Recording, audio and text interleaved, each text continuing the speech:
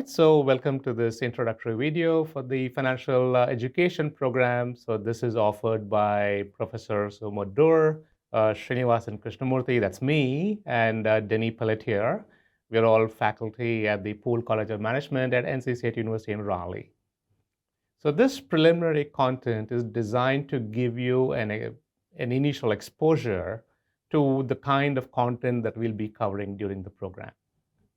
So it'll be really helpful if you all can go ahead and make sure that you go through this entire content before the first session starts, because then you'll be better prepared to get the maximum out of the program. Okay, so let's get started. So what is this course all about? So we're going to go ahead and teach you some basic finance skills that are going to be useful throughout your life. So basically your everyday financial transactions that we do. So we want to make sure that you have sufficient knowledge about finance to make sure that you're making good decisions. So now the first question that rises is, yeah, we need a whole lot of life skills to, deal with life. So why finance? Why is finance so important? So if you could go ahead and take a couple of minutes, you can pause the video here. So take a couple of minutes and think about, why do you think is finance a critical life skill that everyone should be familiar with?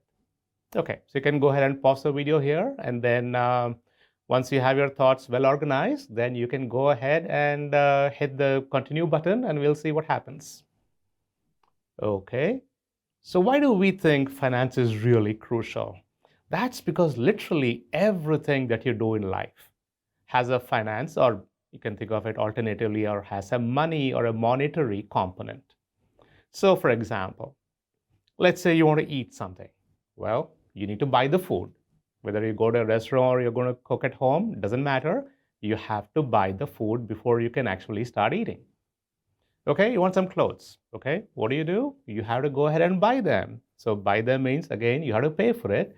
Paying involves money, which is all about finance. We all need a place to stay, and that means I either have to go ahead and buy a house, that needs money, or I need to pay rent. Well, you guessed it, money is involved. How about some fun things like going to a movie? Well, money is involved there too, right? You have to go ahead and buy tickets, cost money. You want to get a Coke and a popcorn, or a Pepsi and a popcorn. It doesn't matter what you like, but whether you buy a Coke or a Pepsi or popcorn, you still have to pay for it. What about some really fun things like, playing? Okay, I want to play basketball.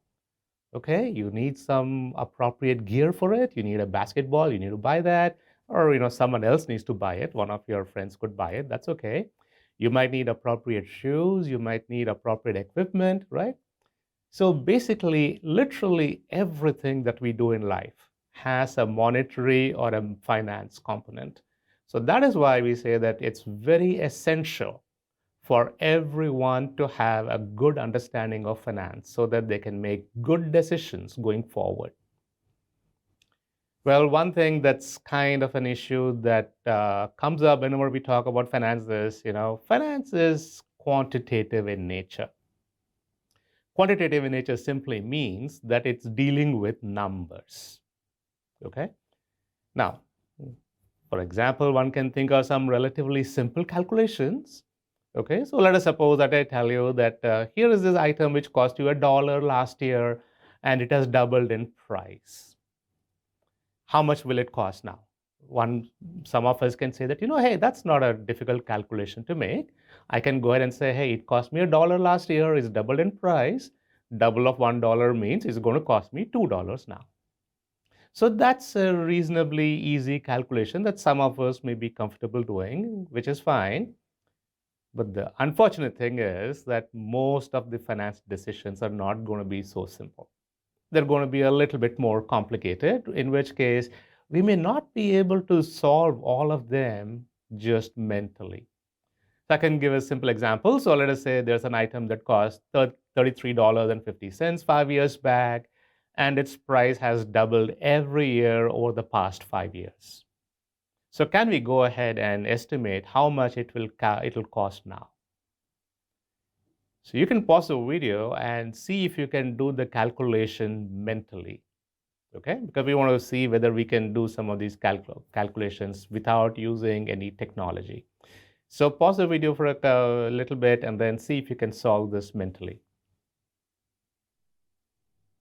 Okay, if you were able to do all the calculations mentally, then you would have got the answer to be a cost of $1,000 and $1,072 right now. Now, we could also use things like financial calculators or spreadsheets such as Google Sheets for this. But if you had to do that, so you would go ahead and probably set up something like this timeline that I'm showing you here. So it's basically showing you the progression of the prices over time. So what do we want to find out now? We want to find out the cost now. So now we'll say is time 0, year 0 right now.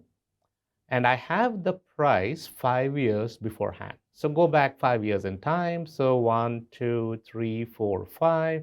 So I'm 5 years behind, and the price then was 33.5. Okay, so it's doubled every year. So from 5 years back to 4 years back, so that's 1 year. So it's doubled in 1 year. So then I can multiply this by 2, you'll get 67, and then keep doubling going forward, and then you'll come up with a price of 1,072. You could also use formulas. So if you're saying that, hey, the price is doubled every year, that means the price is increasing by 100% every year for 5 years. So I can say the current price equals the starting price times 1 plus whatever is the growth rate raised to the power t. And then I will have this formula as 33.5 times 1 plus 100% raised to the power 5. That comes out to 1,072.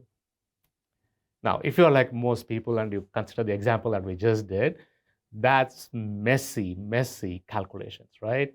So it's not easy to do a lot of these calculations mentally or even manually, okay? So what we're going to do is we're going to use spreadsheets, okay? So we're going to first make sure that we have a good handle on doing some of these basic math calculations. Once we know how those things work, then we will make our life a little bit easier by using the built-in functions that are there in Google Sheets for this purpose. Now, why do I use Google Sheets? The reason is, it comes free with a Gmail account, and all of us can sign up for a free Gmail account. So we sign up for it, and then we'll have access to all the Google Sheets that we want. So one could also use a financial calculator, or you can use Microsoft Excel, but those things are generally not free. Okay, so we have to buy them. So this is something that comes free with a Gmail. So we are simply going to use Google Sheets. But the key point I wanted to make is that even calculations like this, where we are going ahead and calculating the price over a 5-year period, the calculations can get very messy. Okay, so we'll go ahead and work through several examples. We'll go through relatively slowly to make sure that we are all comfortable with this. Now, of course, if there is some content that you find is something you're already familiar with, you can feel free to skip forward and just do a few of those calculations. Make sure that, yeah, okay, I know this, I'm comfortable with this, I can move on. And that's fine too. Okay? All right. So how do we go about getting started with Google Sheets? So I can log into my Google account, my Gmail account, and then on the top right, you will see those 9 dots, okay? So that's basically the place where I can click, and that will show us all the Google apps that are linked to the account, one of which will be titled Drive. So that is the Google Drive. So click on that Drive link, and then this will take you to the Google Drive. And what you can do is there will be an add button. There will be a plus sign near the top left of the screen. And you can click on it, and then it will ask you what is it that you want to open. You can say, I can open a new sheet. And then when you click on that open a new sheet, it's going to go ahead and open a new spreadsheet for you. Now, you don't have to log into your Gmail first to do this. You could simply go to drive.google.com and sign in with your Google ID, and then you can go ahead and open a new spreadsheet like this. Okay. Now, when you open the new spreadsheet that's just open, you can see that it has a lot of cells in it, okay? And then on the left margin, you can see all the row numbers going from 1 through wherever, okay? It keeps increasing 1, 2, 3, 4, and so on. And right at the top, going from left to right, you'll see the column headings, and they will be titled A, B, C, D, E, and so on, okay? What you can do is in the top left, you'll see like a text box, and you can enter whatever file name you want. Now, the nice thing about Google Sheets is when we go ahead and create a sheet like this, and we start making changes to the sheet, it automatically saves the document and all the changes that we have made. So we don't have to go ahead and keep on saving our document every single minute, okay? It's all saved automatically. Now, in later topics, we're going to be using financial functions, like I said, so I'll just give you an early start on that. So when you see the top of the screen in the Google Sheets, you'll see a ribbon menu, and then on the extreme right, you will see this summation sign here, like this, okay? That's basically the sign. When you click on it, it will give you a list of all the available built-in functions that Google Sheets has. We are going to be focusing on only 5 of those functions. And these are the 5, the PV, the FV, payment, PMT, the rate function, and the number of periods function. So we'll get into these things in more detail as we go along, all right? But these are the functions we're going to be using. Now, this screen basically shows you what it looks like, right? So when you first go ahead and open a sheet, it's going to open up something like this. And here's where you'll be able to go ahead and put in the file name if you want, okay? And then here are all the row numbers, and here are the column headings. So the cursor here is placed in cell C9. That means it's in row C, column C, row 9, okay? So I can use these row and column headings to identify every cell in this Google Sheet. You can also see all the way to the right on this menu ribbon, and you can see this sign, which basically shows you all the functions. So if you click on this here, it will open up in kind of like a drop-down menu where you can see all the functions that are built in. Okay, so we're going to have these Google Sheets, right? So what are the kind of things one can do in it? You can type in regular text, but in general, people don't use it for that. They use Google Docs to write paragraphs and text messages. People generally don't use Sheets for that. So what do they use these Google spreadsheets for? You can use it to do calculations with numbers. And that's what we are going to be using it for. We are going to have regular math type calculations, like adding and subtracting numbers.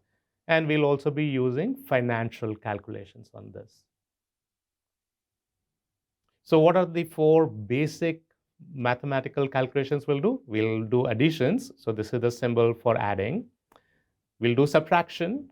So we'll use this subtraction symbol. Division, we'll go ahead with the /. And in Google Sheets, multiplication is represented by the star here.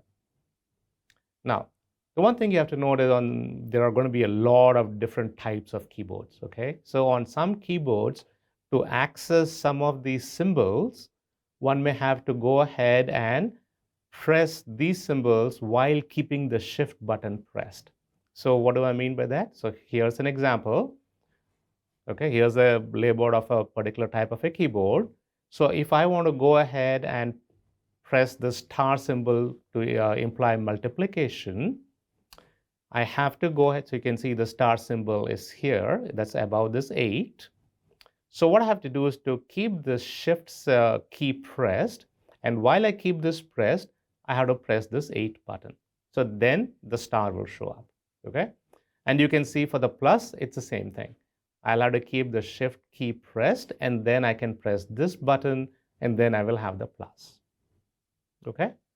So we'll go ahead and do a lot of these examples as we go along, so you can see how we are actually doing it, okay?